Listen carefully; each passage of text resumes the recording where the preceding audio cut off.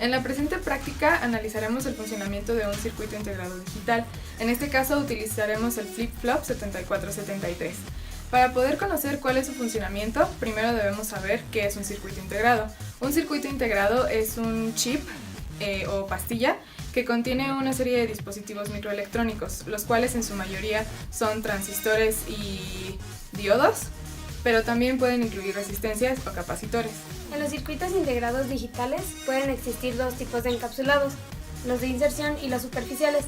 Los superficiales son aquellos en los cuales se suelen soldar directamente a la placa, a excepción de los microprocesadores y aquellos circuitos que pueden ser sustituidos o actualizados, mientras que en los de inserción existe un zócalo entre el circuito y la placa. En esta práctica el flip-flop utiliza un encapsulado de inserción tipo DIP, en el cual se extienden los pines a lo largo del encapsulado y tiene una muesca indicando el pin número 1.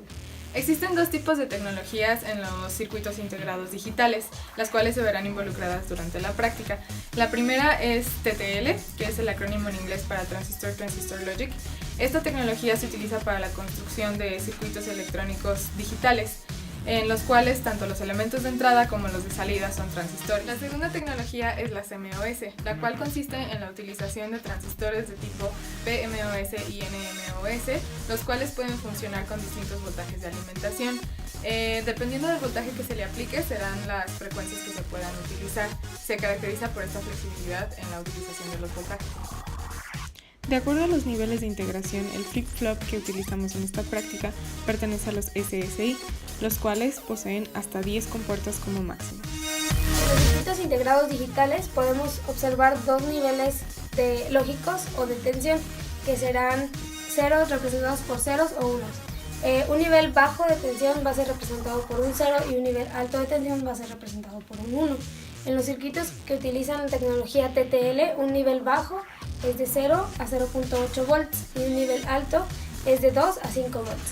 Mientras que en los que utilizan tecnología CMOS, un nivel bajo es de 0 a 1.5 volts y un nivel alto es de 3.5 a 5 volts. En el primer circuito se conectaron 4 resistencias de 470 ohms y un switch de la siguiente manera. Cuando el switch se encuentra en on, o sea en 1, da paso al voltaje que es de 5 volts. Por el contrario, si el switch se encuentra en off, que es 0, no permite el paso del voltaje. En el primer circuito el voltaje entra directamente en el switch y posteriormente en la resistencia, lo cual tendrá un efecto en la intensidad de corriente, pero no en el voltaje. En el segundo circuito, el voltaje pasa por las resistencias primeramente, luego entra en el switch, el cual cuando se encuentra en on, 1, da paso a 5 volts y por el contrario, cuando se encuentra en off, no permite el paso de corriente ni de voltaje. En las entradas del circuito integrado de ambos circuitos se tiene el mismo voltaje. La única diferencia será la corriente que pasa por el circuito, sin importar la magnitud de la resistencia. En esta práctica utilizamos dos circuitos integrados que a su vez contienen dos flip-flop en su interior, por lo cual constan de 14 pines cada chip, 6 para cada flip-flop, uno para la alimentación del chip y otro para la conexión a tierra del chip. El circuito que armamos consistía en conectar a un voltaje de 5 volts las conexiones llamadas J, K y CLR de los 3 flip-flop utilizados. Sin embargo, para el primero conectamos el pin CLK a la señal dada por el generador de funciones, que también era de 5 volts pero a una frecuencia de 1 kHz. Por último, la señal de salida del primer flip-flop la conectamos a la entrada CLK del segundo y la salida del segundo a la entrada del tercero, dejando 3 cables libres en las salidas para poder realizar la medición de las señales. Al realizar esta medición pudimos observar que la primera salida duplicó el periodo de señal de entrada, dando como resultado la mitad de la frecuencia inicial. La segunda salida tuvo un aumento de 4 veces el periodo de la señal inicial y la tercera aumentó 8 veces su periodo, dándonos así la segunda una cuarta parte de la frecuencia inicial y la tercera una octava parte de la frecuencia inicial.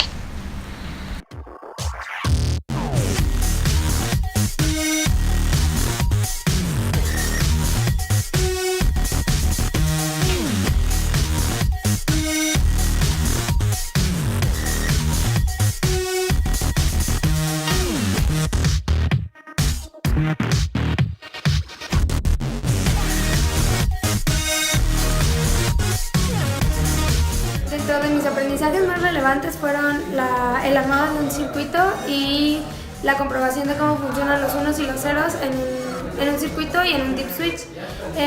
Algo que me gustó de la práctica y algo que también creo que aporté fue que tuve conocimientos previos acerca de la materia de circuitos y eso nos facilitó el armado del circuito y la utilización de los instrumentos de medición. Lo que más me gustó fue que fuimos de un nivel bajo en dificultad a uno un poco más complicado y que se nos fue explicando paso a paso cómo hacerlo. Lo que no me gustó fue que no tuvimos a disposición realmente los materiales, los instrumentos de medición más que nada, y no tengo una noción clara de qué es lo que cambiaría de esta práctica porque realmente me gustó cómo se llevó a cabo y la manera en que resultó. El aprendizaje más relevante que me llevo de esta práctica pues es el funcionamiento de los circuitos integrados, cuál es la función que realiza el flip-flop en un circuito. Me pareció muy interesante y fue de mucha ayuda verlo en la práctica, sin duda.